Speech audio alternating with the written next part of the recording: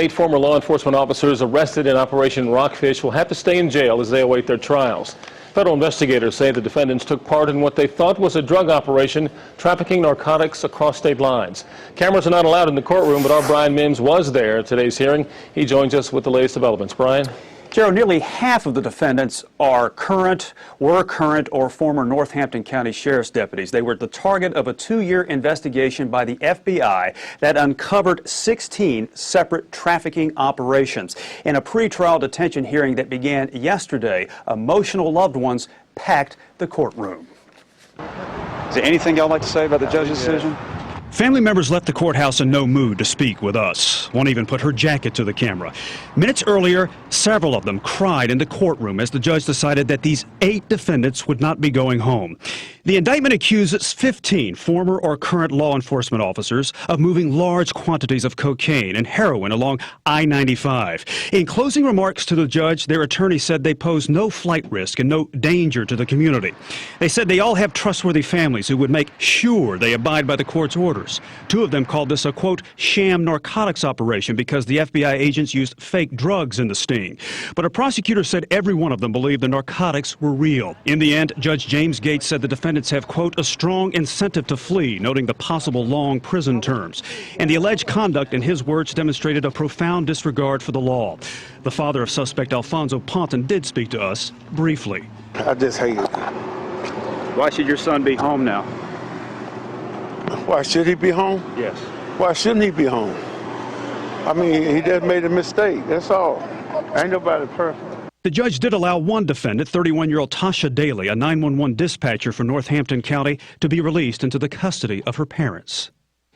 Now, if convicted, these defendants face a minimum of 10 years in prison and possibly life. As the 8 defendants were handcuffed in the courtroom today, a couple could be seen with moist eyes and mouthing words to their loved ones. A pretrial detention hearing for the remaining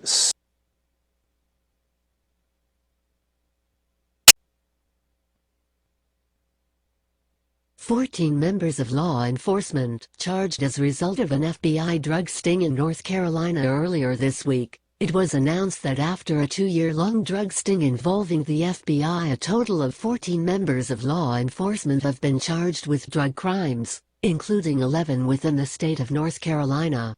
According to Real TV, all of the arrestees from North Carolina have confessed since being arrested. It wasn't clear if that was part of a plea deal or if they simply chose to confess. My money is on door number 1. The arrests for charges related to cocaine and heroin included 8 current or former police officers, 3 correctional officers, 2 Virginia prison employees, and 1 911 dispatcher.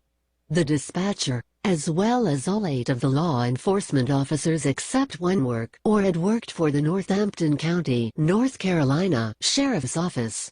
That includes 5 current and 2 former UNCSO deputies. Via News 7. Thomas Walker, the U.S. Attorney for the Eastern District, said multiple people were arrested in a major sting of cocaine and heroin operations.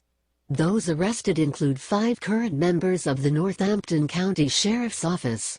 They were charged with trafficking cocaine and heroin up and down the I-95 corridor. On Wednesday in court, prosecutors showed photos and video of alleged wrongdoing, Bill reported. They all gave some sort of confession, a prosecutor told the judge, according to the TV station. Each of these defendants admitted to their involvement.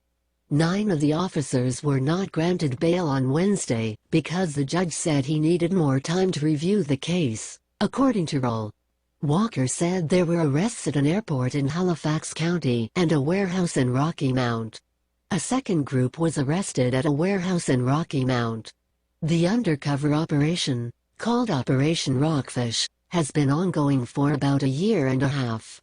Arrested were Kasey Jacobs, 32, a deputy with the Northampton County Sheriff's Office; Jason Boone, 29, a Northampton deputy; Jimmy Pear, 48, a Northampton deputy; Curtis Boone, 31, a Northampton deputy; Thomas Jefferson Allen II, 37, a Northampton deputy; Wardy Vincent Jr., 35, a former Northampton deputy; Corey Jackson, 43, Formerly with the Northampton County Sheriff's Office Antonio Tillman, 31, a Windsor City policeman Adrian Moody, 39, a North Carolina correctional officer Elena Sukamling, 27, a North Carolina correctional officer Kevon Phillips, 25, a North Carolina correctional officer Lanwan Clanton, 36, a correctional officer with the Virginia Department of Corrections Alfonso Ponton, 42, a Virginia correctional officer Tosa Daly, 31, a 911 dispatch operator for Northampton County Crystal Piers,